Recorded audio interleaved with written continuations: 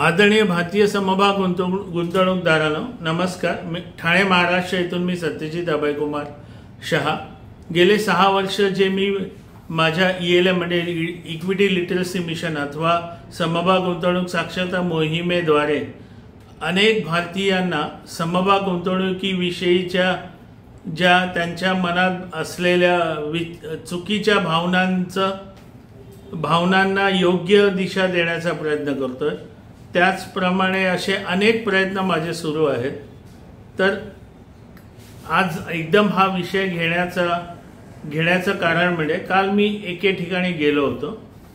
विषय निघाल्यावर गंमत काय झाली, मला असं सांगितलं गेलं की सत्यजित दादा मला ना फक्त FD पेक्षा जास्त पैसे मिळाले तरी चालतील। आता हे FD पेक्षा जास्त याचा अर्थ काय होतो सांगा तुम्ही। 6% पेक्षा जास्त म्हणजे 6.5, 6.5 पेक्षा म्हणजे 7, 7 पेक्षा म्हणजे 8, 8 पेक्षा म्हणजे 9। आता हे तुम्हाला FD सोडून कोण देणार आहे सांगा ना।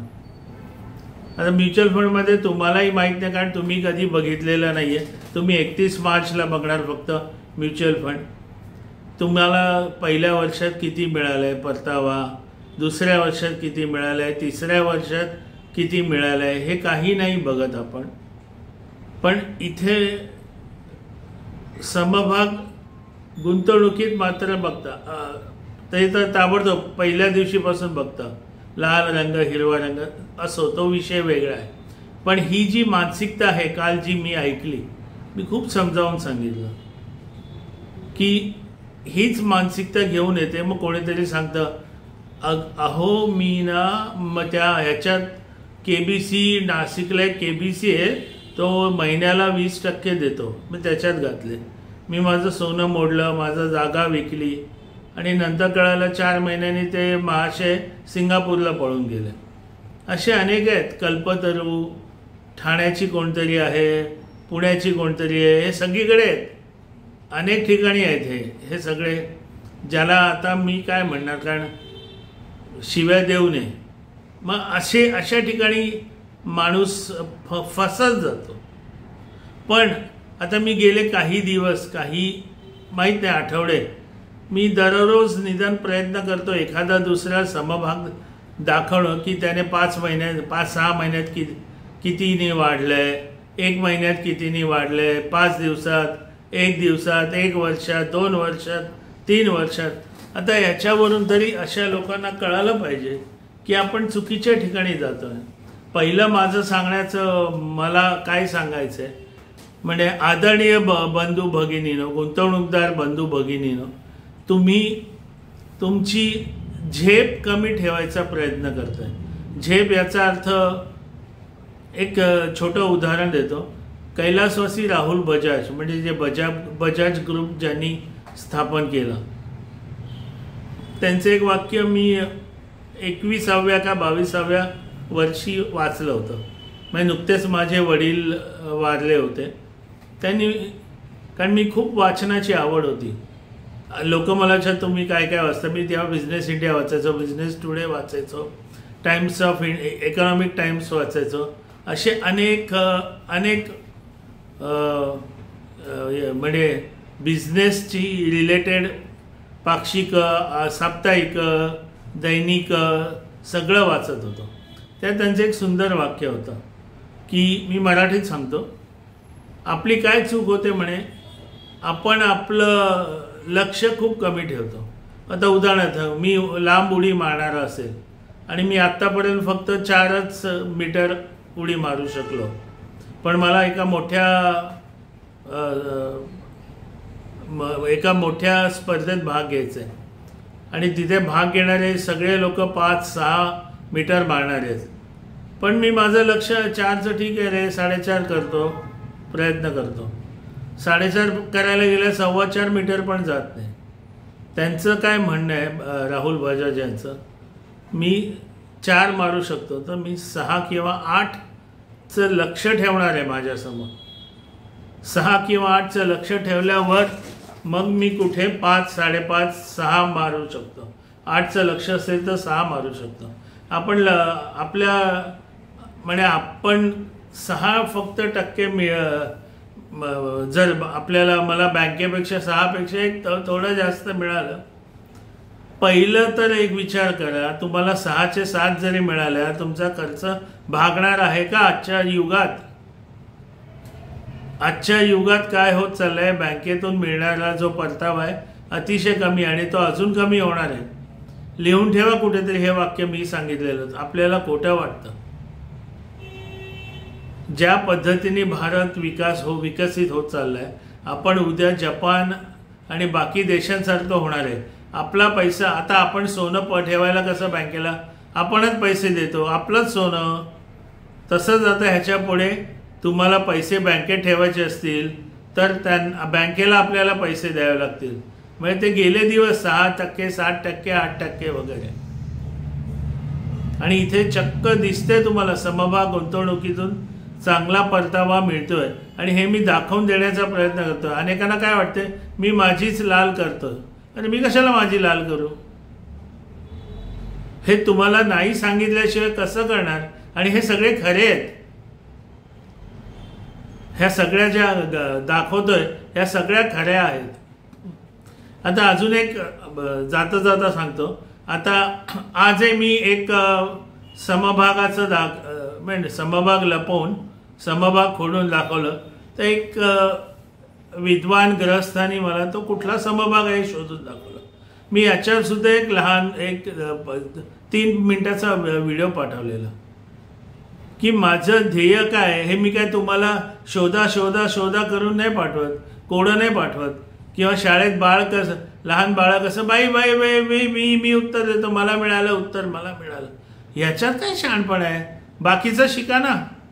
मी जे शिकवण्याचा प्रयत्न करतो ते शिका. समभाग कसे निवडता येतील ते शिका. आणि प्रत्येक गोष्टीत अनेक मोठ्या लोकांनी सांगून गेले बिटवीन द लाईन्स वाचायला शिका.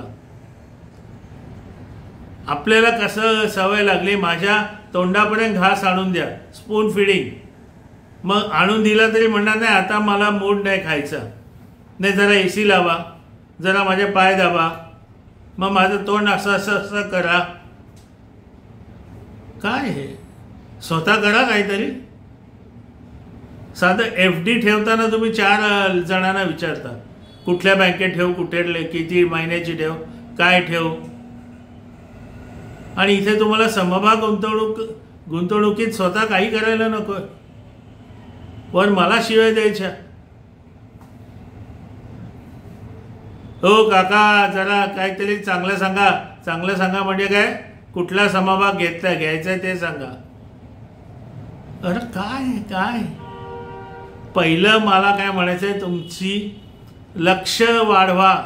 तुम्ही 6 आणि 7% लक्ष ठेवल्यावर तुम्हाला काहीच मिळणार नाही.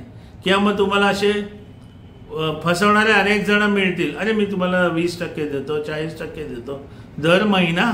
शक्य आहे का दर महिना? फसत जाता तुम्ही. पण इथे शेअर्स म्हटलं की नाही मला ताबडतोब मला रोज 6.5% पाहिजे. हे सगळं चित्र विचित्र गोष्टी सोडून द्या. हे मला आलेला गेल्या 1 वर्षातला खूप मोठा अनुभव आहे. प्रत्येक जण आधी म्हणतात आम्ही लॉंग टर्म आहोत. आणि हे सगळं सांगितलेलं विसरतात की चेंडू सारखा समभाग निर्देशांक असतो. खाली जातो वर येतो. खाली गेला म्हणजे तो लालच होणार. लाल गेलं की यांच्या जीवात काय होतं माहीत नाही. म्हणजे ह्यांना असं वाटतं की सत्तेची चहाला घरी येऊन मारावं. पण गेले 5, 7, 10, 11, 12 दिवस समभाग अनेकांचे समभाग वेड्यासारखे वाढत आहेत. वेड्यासारखे आता लाल होतात. तो लाल रंग मागे गेलाय. आज मला एक आवडलं की आज एका तरुण मुलानी जो मला येऊन भेटून गेलाय ठाण्याला, त्याने आज काय केलं, कधी असं रोज सकाळी हे करत नाही की गुड मॉर्निंग वगैरे कधीच करत नाही. पण काल सुदैवाने आमचं बोलणं झालेलं आणि मी त्याला अंदाज सांगितलं होतं की आज चांगलं हिरवळ दिसणार आहे. त्याने आज गुड मॉर्निंग नाही केलं, त्याने ग्रीन मॉर्निंग लिहिलं. मला आवडलं. म्हणजे याचा अर्थ त्याला कळालं की हा अंदाज आखला होता आणि तो वर आलाय, म्हणजे बरोबर आलाय. हिरवत झालंय मार्केट. असं जरा काहीतरी वाचा, समजून घ्या. हे काय बाई बाई बाई मी उत्तर देतो, बाई मी उत्तर देतो, याच्यात काय मोठेपण आहे मला नाही कळत. आजकाल गुगलमध्ये सगळं मिळतं. मला कुठेही अडकायचं नाही आहे, त्याच्यामुळे मी सगळं लपवून तरी मी किती माहिती देण्याचा प्रयत्न करतो. माझा मुलगा मला कितींदा तरी ओरडलाय की बाबा तुला हार्ट अटॅक आलाय, तुला डायबिटीज झालाय, तुझा हाय BP आहे, तू रात्रभर जागून हे कशाला करतो, काय फरक पड, कोणाला काय फायदा झालाय का, आणि कशाला करतो एवढं. पहिलं म्हणजे तुमचं ध्येय योग्य ठेवा. आता काल जो मोठा व्हिडिओ टाकला होता आणि तो सुद्धा टाकणं गरजेचं होतं, कारण लोकांना माहीतच नाही आहे लॉंग टर्म इन्व्हेस्टमेंट म्हणजे काय. लॉंग टर्म म्हणजे 1 तारखेला गुंतवले, दुसऱ्या दिवशी 3 रुपयांनी खाली आला की हा फोन सत्यजित तो खाली आला, आता आमचं कसं होणार. काय बोलणार समजून घ्या. आता मी एका भाषेच्या लोकांबद्दल काही बोलत नाही. मी गुजराती लोकांचं बघून घ्या. त्यांना कोणी न शिकवता त्यांच्यात फेथ असतो, त्यांच्यात पेशन्स असतो, त्यांच्यात कन्विक्शन असतं. त्यांना माहीत असतं आज नाही तो कल बढ़ेगा, 1 साल लगने दे, 2 साल लगने दे. अशी कितीतरी उदाहरणं आहेत. परवाच मी दाखवून दिलं 6 महिन्यात 266%. व त्या 6 महिन्याच्या आधी तो नसेल गेलावर जाऊ दे ना, आपल्याला काय करायचं. पण पुढच्या 6 महिन्यात शेवटी मला मित्रांनो एक लक्षात ठेवा, तुमच्याकडे जर 25 समभाग असतील तर तुमचे सगळे 25च्या 25 266% नाही वाढणार. तुम्ही जे काही जो कुठला चष्मा घालून समभाग गुंतवणुकीत येता तो अगदी चुकीचा आहे. राकेश भाई झुंझुनवालांना टायटननी हात दिलाय, टायटननी. बाकी त्यांच्याकडे अनेक आहेत. केडिया साहेबांकडे पण अनेक आहेत. बाकी अनेकांकडे अनेक आहेत. त्यांना सुद्धा तोटा होतो, पण ते एकत्र बघतात, म्हणजे ज्याला काय म्हणणार त्याला कंबाइंड नफा बघतात. आता काल मी ज्यांच्याकडे गेलो त्यांचा बघितलं, एका समभागाचा 8 लाख गुंतवलेत. 2.25 वर्षात, 2.25 पण नाही 2 वर्षात 9 लाखाचा 9.5 लाखाचा नफा मी दाखवून दिलं. हे कोण देतं तुम्हाला एवढं. तुम्हाला वाटतं एवढीही माझी चळवळ सोपी नाहीये. ह्याच्यात अनेकांच्या दाढीला हात लावावा लागतो. अनेक जण समजूनही घेत नाहीत. आणि आपले लोक म्हणतात नाही माझं शिक्षण कमी आहे, माझ्या वडिलांनी नाही शिकवलं, मी हे करतो. अरे मग आमचे शरद डोईफोडे खरंच कौतुक आहे. त्यांनी माझ्यासमोर कबूल केलं, सर मी कमी शिकलोय पण मी जिद्द नाही सोडली. आत्ता त्यांनी मला काही उदाहरणं पाठवून दिलेत. सर हा काही महिन्यांपासून खाली होता पण आता वर यायला लागला सर. आणि त्यांनी लिहिलंय की सर तुमच्यामुळे मी ते जिद्द चिकाटी म्हणजे जे काय मी नेहमी म्हणतो, have faith, have patience, have conviction.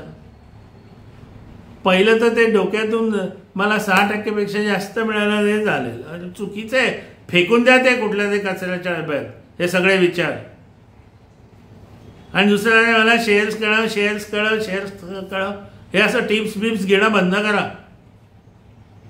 ते शेतकरी बंधू असून स्वतः अभ्यास करून स्वतः शोधतायत.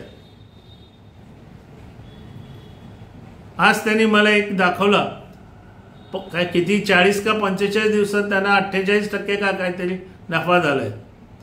हे स्वतः करतात. आणि हे मी नेहमी लिहितो, हे कधी विसरू नका. And equity investment is an art, it is neither a fluke nor a gamble. मी हे जे सांगितलं ना हे खूप महत्त्वाचं आहे. काल मला एकाने कोणीतरी कळवलंय, सर कुठल्याही पुस्तकात कधी शिकवलं जात नाही जे तुम्ही सांगता, तुम्ही शिकवता. पण अनेकांना काय आवडत नाही, त्यांना ऐकायचं असतं, हां कुठला समभाग कुठला कधी घ्यायचा, किती घ्यायचा, अरे काय लॉंग टर्म आहे, स्वतःही शिका. तुम्हाला कोणी सांगितलं का मी 200-300 वर्ष जगणार आहे? नाही जगणार आहे. कधी काही होऊ शकतं, हे तुम्ही लक्षात ठेवा. मी सांगायची गरज नाही. तुम्ही कधी शिकणार? तेव्हा समभाग गुंतवणूकदारांनो, हा एक समभाग गुंतवणूक हा एक व्यवसाय म्हणूनच तुम्ही त्याच्याकडे बघा. याच्यातून तुमच्या नोकरीपेक्षा जास्त पैसा मिळणार आहे. आणि मी जे मागे एक सांगितलं होतं की पोस्ट रिटायरमेंट, त्याचा पण एक व्हिडिओ बनवणार आहे. त्याचं मला आत्ता आलेलं उत्कृष्ट उदाहरण मी तुम्हाला सांगणार आहे. ते मी नंतर बनवीन, उद्या परवा. आणि मी कधीही माझ्याकडे पुरावा असल्याशिवाय बोलत नाही.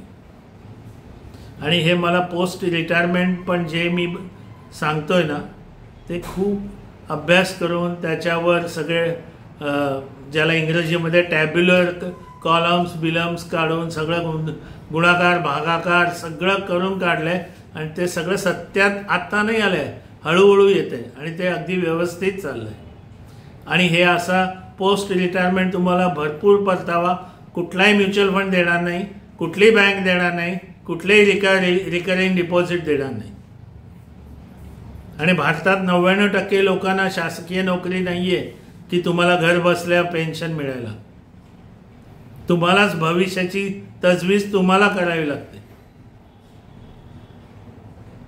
आजचा विषय खूप गहन होता.